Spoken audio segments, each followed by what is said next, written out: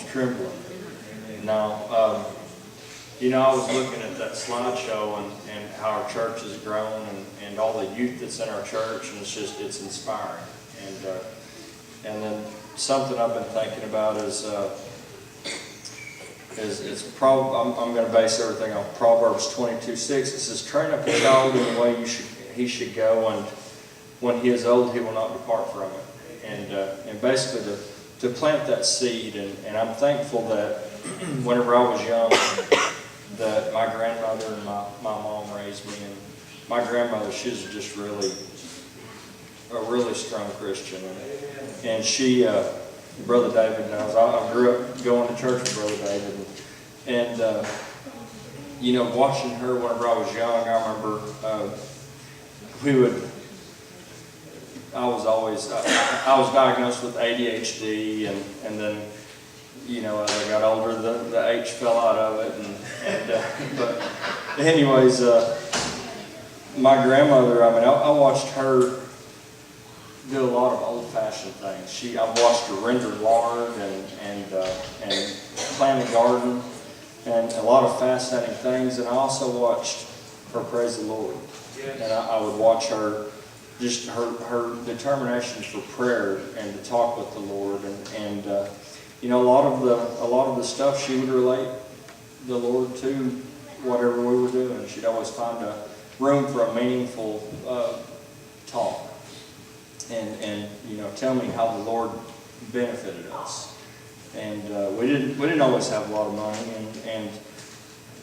but we had a lot of love. And so, anyways, growing up, I can say as a kid I was secure, I was safe, I felt loved, and as I got older, as I become a teenager, and Scott knows, he's grinning already, I started falling away from the Lord.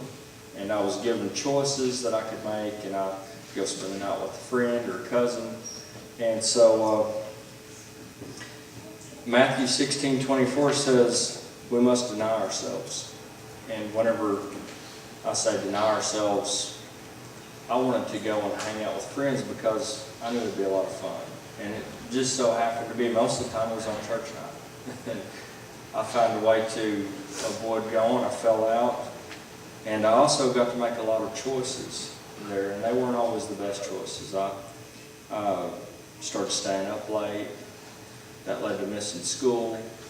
That led to dropping out. And then, as McKaylin says, you find ways to attack yourself, and that gave me a really low self-esteem. I felt like I couldn't do it. And I'd miss work. That caused a job hopping because I'd get fired.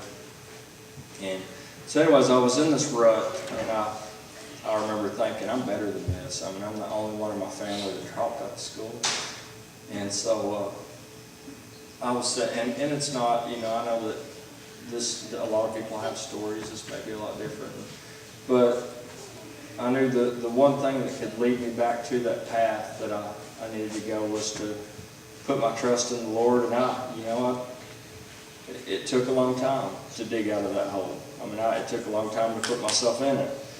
But I started trusting in the Lord, and He led me.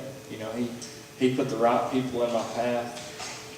One of the co-workers I worked with, Mark Willman, he just passed away, but was a super good guy. It seemed like I could always console in him. He had some good answers, and then eventually it led up to here. And I love my church family. This church that we were so involved this past year, and that leads me to how much youth we have in this church. And it's growing.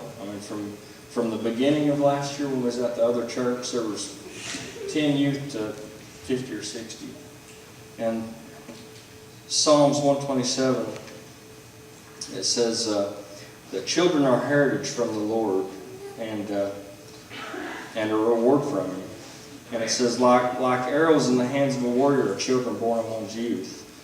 And it goes on to say that, blessed is the man whose quiver is full of them. And just to have these children, these children are arrows that we're sending out. We're sending these children out into the world equipped and able to to defend themselves from what's going to come against them, and to know the Lord, and to plant that seed in them.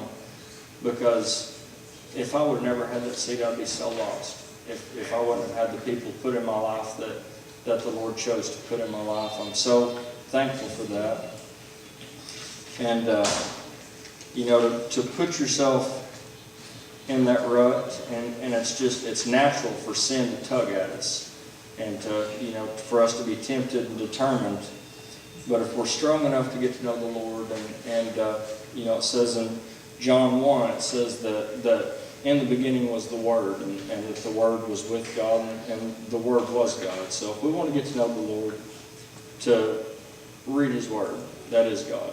That's Jesus, is the Word. And so the more we get to know Him, the more we come to church, the more we read His Word, the more equipped we're going to be to face whatever comes against us. And to be that light for these children, and to know that we're raising up our leaders. We're raising up the future of this country, of the world, that's in such need of God, of Jesus. So, but it blesses me to be a part of this church, and I really love it here, and I appreciate y'all letting me talk.